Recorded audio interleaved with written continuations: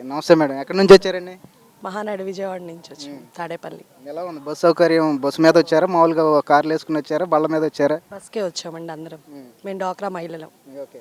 ప్రభుత్వం పెట్టిన బస్సుల్లోనే వచ్చారు. అవును, చాలా బాగున్నాయి. అరేంజ్మెంట్ కూడా అంతా బాగున్నాయి, అన్ని బాగున్నాయి. అరేంజ్మెంట్స్ అక్కడే స్టార్ట్ చేశారు, ఎక్కడికి వచ్చినాక స్టార్ట్ చేశారు? మాకు బస్ మధ్యలో నుంచే ఫుడ్ ఇచ్చారు, వాటరు, పిల్లలకి డ్రింక్స్, ఓఆర్ఎస్ అట్లా ఇచ్చారు. బాగున్నాయి అన్ని. మీ మీద ప్రేమతోనే మీరే వచ్చారా, లేకపోతే ఎవరి మీద అన్న ప్రేమతో వచ్చారా ఇక్కడికి? లేదండి, మేము రావాలనే వచ్చాం. ఆయన కోసం అది లేదంటే డ్వాక్రా సంఘాల్లో ఏమన్నా ఆపేస్తామంటే బెదిరిస్తే ఏమన్నా? లేదు, ఆయన చేసే వాటికి ఆయన కొంచెం అన్నా మనం ఇవ్వాలి కదా. మేం కాకపోయినా రేపు పొద్దున మా పిల్లల భవిష్యత్తు బాగుండాలని డ్వాక్రా సంఘాలు అన్నారుగా, అంతకుముందు జగన్ గారి ప్రభుత్వంలో అయితే డ్వాక్రా సంఘాలు రాకపోతే, ఇలాంటి కార్యక్రమాలకి రాకపోతే మేము డ్వాక్రా సంఘాలు ఆపేస్తాం, పొదుపులు ఆపేస్తాం అన్నట్టుగా మాట్లాడారు.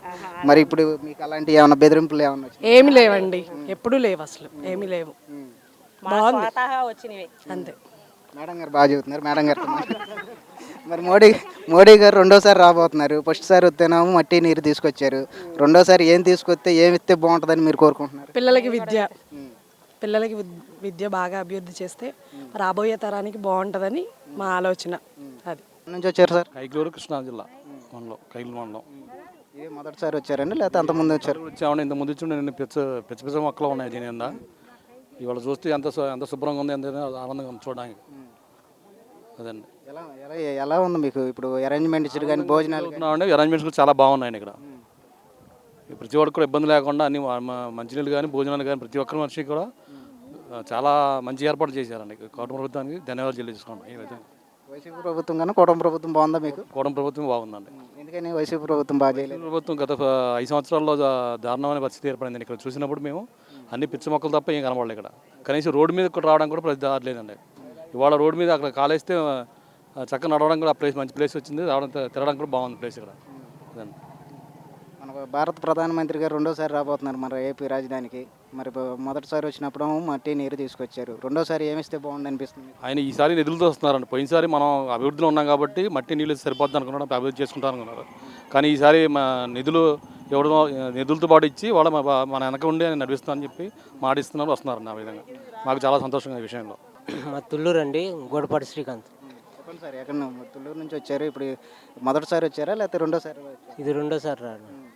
రాజధానిది అంతకుముందు 2014లో రాజధాని నిర్మాణం జరిగింది. ఆ రాజధాని నిర్మాణానికి మోడీ గారు వచ్చారు.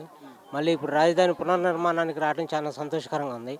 ఈ మధ్యలో జగన్ అమరావతిని నాశనం చేయడానికి చాలా పన్నాగలు పడినా మళ్ళీ రాజధాని రైతులందరూ ఏకదాటి మీద పోరాటం చేసి మళ్ళీ రాజధాని పనుల మీద పునర్పోరాటం చేయడం మాకు ఎంతో సంతోషకరంగా ఉంది. ప్రధానమంత్రి మోడీ గారు రావడం ఇంకా సంతోషకరంగా ఉంది. రాజధాని రైతులు చాలామంది వైసీపీ ప్రభుత్వంలో జైలుకి కూడా వెళ్ళొచ్చారు. మరి ఈ ప్రభుత్వం కూటమి ప్రభుత్వంలో బాగా ఎలా ఫీల్ అవుతున్నారు? రాజధాని జగన్ గారి గవర్నమెంట్లో జైలుకి వెళ్ళొచ్చిన రైతులు నేను కూడా ఒక రైతునే. అందుట్లో బాగా ఇబ్బందులు పడి తన్నులు తిని నానా ఇబ్బందులు పడ్డాం. ఇవాళ ఆ కేసులన్నీ కూడా కొన్ని కొట్టివేయడం జరిగింది, ఇంకా కొన్ని రన్నింగ్లో ఉన్నాయి.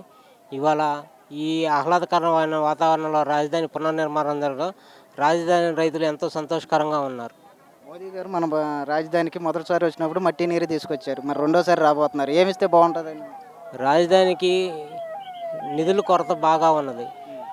మోడీ గారి దయ వల్ల కొంత నిధులు సమకూర్చితే తొందరగా చంద్రబాబు గారి హయాంలో ఈ 3 సంవత్సరాల్లో దీన్ని ఒక అందమైన రాజధాని రూపంగా తేగలరని రాజధాని రైతులందరూ ఆశిస్తున్నారు.